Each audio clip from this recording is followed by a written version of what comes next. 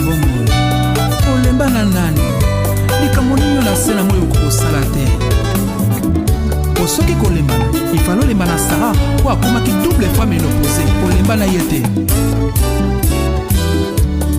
soki kozala na difficulté ifalaki ezala na ebandeli okela mokili ozwa échantillon na nani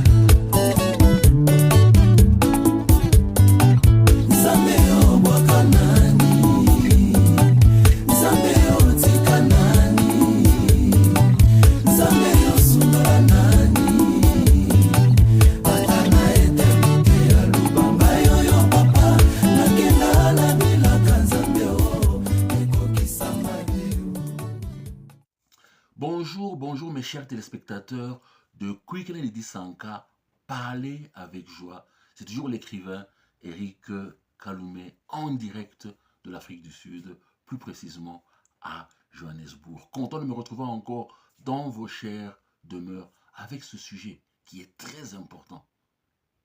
La victoire sur la chair. Aujourd'hui, nous allons commencer avec l'âme de l'homme.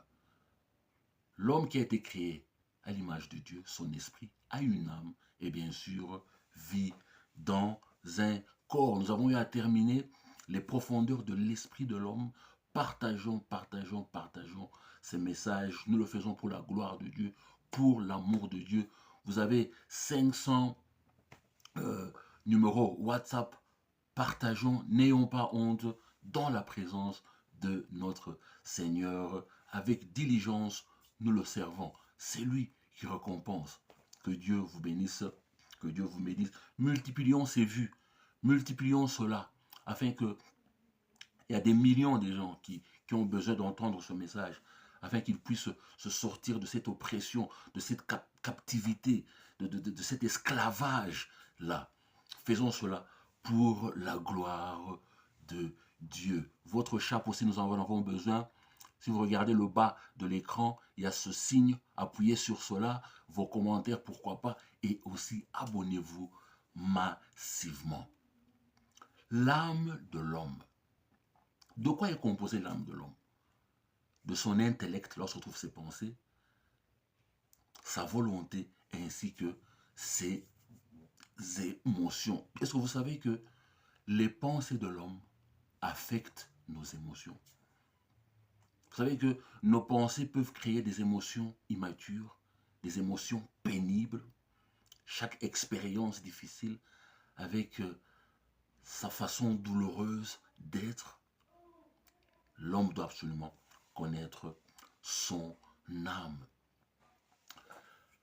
L'âme de l'homme n'est pas sauvée lorsque tu réponds à l'autel de se convertir, de recevoir Jésus-Christ comme étant ton sauveur, comme étant ton Seigneur, selon Romains 9, 10.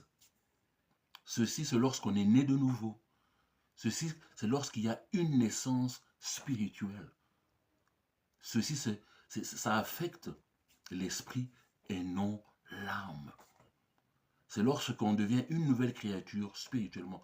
Si vous écoutez, si vous regardez mes épisodes passés, j'explique cela afin de comprendre que le fait de recevoir Jésus-Christ comme étant son sauveur, son Seigneur ce jour-là, ne veut pas dire que ton âme est déjà sauvée. Le salut de ton âme est un processus. Et c'est un processus qui a atteint au travers de la sanctification.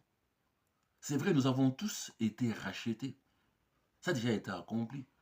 Jésus-Christ est assis sur la droite du Père. Il n'est pas debout, observant. Est-ce qu'il y a encore quelque chose à faire? Non, il a tout accompli. Toute vertu a été accomplie. Il a tout accompli. Mais pour être racheté, il faut absolument être né de nouveau. Et aussi de se repentir de ses péchés. Donc, pour être racheté, il faut être né de nouveau. Et pour être né de nouveau, il faut se repentir de ses péchés. Donc, nous voyons qu'il n'y a pas de naissance spirituelle ou rédemption sans Jésus-Christ. Il est au centre de tout. Si nous sommes là, c'est grâce à lui. c'est à cause de lui, que tu ne le veuilles ou pas, que nous l'acceptons ou que nous le rejetons, il reste le même. Nous sommes là grâce à lui. Nous sommes là grâce à lui. Donc, l'âme de l'homme détermine comment est-ce que tu vis sur la terre. Ton attitude, l'attitude que tu as envers Dieu, l'attitude que tu as envers les autres. Et ton âme aussi détermine où tu vas passer l'éternité. Où tu vas passer l'éternité au ciel, où tu vas passer l'éternité en enfer. S'il y a le mal qui existe, les atrocités, aller tuer, tout ça, ceci, cela, à l'est de la République démocratique du Congo ou n'importe où, celui-là qui pratique le mal, le péché, il y a un lieu, il y a un endroit pour lui. Celui-là qui pratique le bien, qui pratique l'amour, il y a aussi un endroit pour lui. Et ton âme détermine là où tu vas passer ton éternité. Si nous lisons 1 Pierre, chapitre 1 du verset 3 jusqu'au verset 9, qui nous explique le processus de sanctification et clairement affirme, nous fait comprendre que le but de notre foi est le salut de notre âme. Le résultat final de notre foi est le salut de notre âme.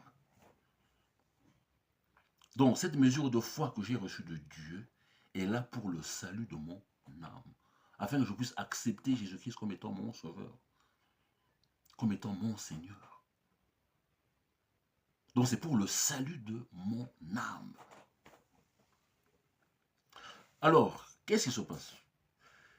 Si, ou comme, la raison d'être de ma foi, de cette mesure de foi que j'ai, que Dieu m'a donnée, est pour le salut de mon âme. Et si je ne comprends pas mon âme, je n'arrive pas à comprendre mon âme, ça signifie aller dans les profondeurs de mes pensées, de mes émotions. En quoi je crois? Quelles sont les valeurs de ma vie? L'homme doit connaître son âme afin que son âme puisse enfin être sauvée. Afin que mon âme puisse être sauvée, puisse être sanctifiée. Cela est très important de comprendre cela. Il faut que j'aille dans les profondeurs de mes pensées. Est-ce que mes pensées sont en ligne avec les bonnes mœurs? Développer des émotions immatures, cette peine-là, si on entretient cela, si on amuse cela, effectivement, ça a des conséquences néfastes, physiquement, au niveau du corps humain. Est-ce que je comprends mon âme? Parce que si je ne comprends pas mon âme ne sera pas capable de se sauver, d'être sanctifiée. Jean, le livre de Jean, le chapitre 3, le verset 3. Dieu nous dit que l'homme doit être né de nouveau afin qu'il puisse voir le royaume de Dieu. Cela veut dire voir avec les yeux spirituels qui se sont ouverts à partir de la naissance spirituelle. En ce moment-là, on ne voit plus les choses de la même manière. On ne voit plus cette impossibilité-là. On ne voit plus ces limitations-là. Pourquoi? Puisque, en principe, en ce moment-là, on ne dépend plus de soi-même. On met tout donc, on met tout entre les mains de Dieu. On lui fait confiance. En ce moment-là, on est dirigé par le Saint-Esprit qui nous montre le chemin, qui nous fait comprendre les choses de la vie. On sait que, effectivement, si je suis en vie en ce moment-ci, si je suis en bonne santé en ce moment-ci, c'est par sa grâce, c'est par sa miséricorde. On ne peut plus regarder les gens de la même manière. On marche dans l'amour en ce moment-là. Au comité tout à l'issue, tu sais que ce n'est pas moi, c'est sa grâce qui fait que je puisse être là. voir avec les yeux spirituels au travers de la naissance spirituelle. Ta vie spirituelle commençant à ta naissance spirituelle. Mais pour hériter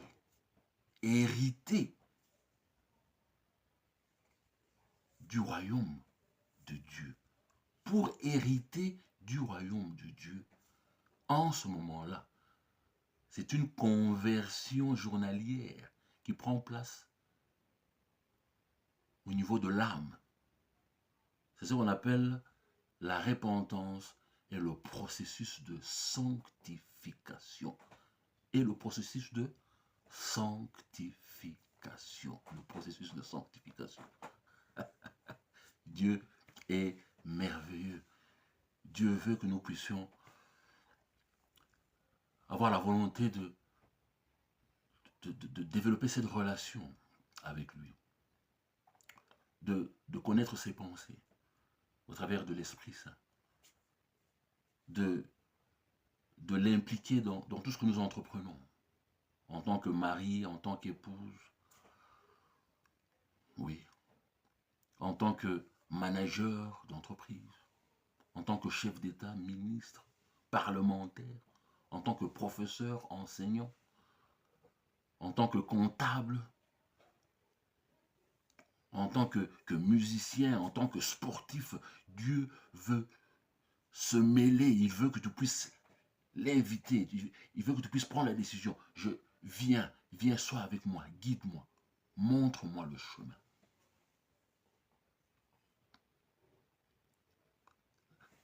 L'âme de l'homme, là où se trouvent tes désirs les plus ardents, l'âme de l'homme, ta personnalité, ton caractère, ton attitude.